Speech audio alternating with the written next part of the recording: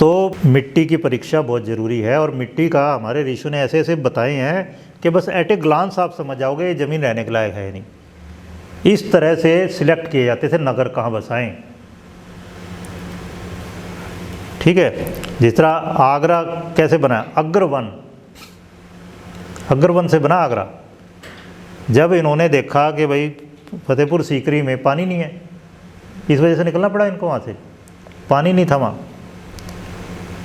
उन्होंने कहा भाई कहीं और बसाओ, तो यमुना के किनारे वहाँ पे वो गए, वहाँ ढूंढ रहे थे जगह। तो फिर आगे उन्होंने कहा थोड़ा आगे चलो जी, अग्रवन जगह थी वो, अग्रवन को ख़त्म करके फिर उस जगह का नाम बना आगरा। इस तरह ये दिल्ली कैसे बसा, इंद्रप्रस्थ खांडव वन था वहाँ पे, खांडवप्रस्थ जगह स्थान, तो वो जलाया गया, तब कहीं जाके इंद्रप्रस्थ बसाया गया। तो ये कहा जाता है ना, महाभारत के युद्ध के बाद बहुत ज़्यादा रक्तपात हुआ, 18 क्षौणी सेना मर गई, कुछ ही लोग बचे, तो वहाँ की मिट्टी लाल हो गई। ऐसा कुछ नहीं है।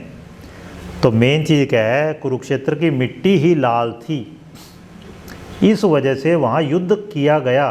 आप पढ़ोगे ना इस बारे में अच्छे से थोड़ा सा, भगवान कृष्ण खुद गए थे वहाँ, और बहुत से और लोग गए थे उनके साथ में।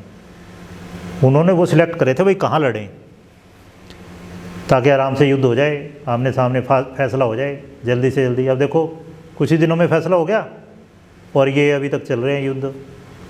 यूएसएसआर, रूस इतनी बड़ी शक्ति, महाशक्ति, वो उसको नहीं जीत पा रहा। कितना लंबा खिंच गया, वहाँ पे कुछ ही दिनों में निपटारा हो गया।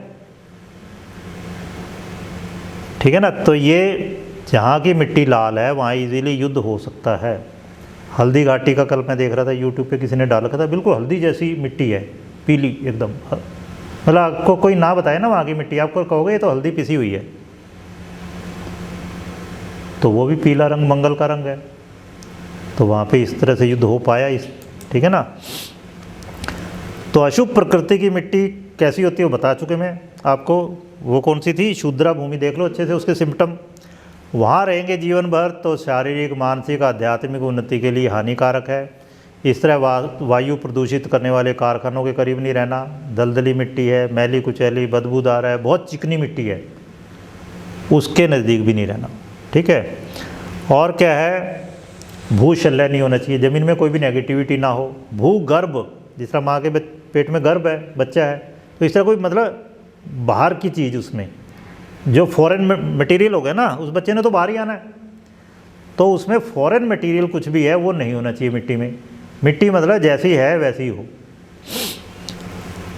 क्या क्या ना हो, पशुओं या मनुष्यों के कंकाल जिसमें है अशुभ है, टूटे पत्थर या टाइल है अशुभ है, लोहे का कबाड़ है, कीले हैं, जली लकड़ी, लकड़ी का कोयला हो, लिग्नाइट कोयला है, छेद है जिसमें दिमके हैं, सांप है, बिच्छू है, चूहे मेंढक आदि रह सके, ऐसे गड्ढे हैं, होल हैं, ये सब कैंसर कारक कही गई हैं। ठीक है। तो ऐसी ज़मीन छोड़ देनी है।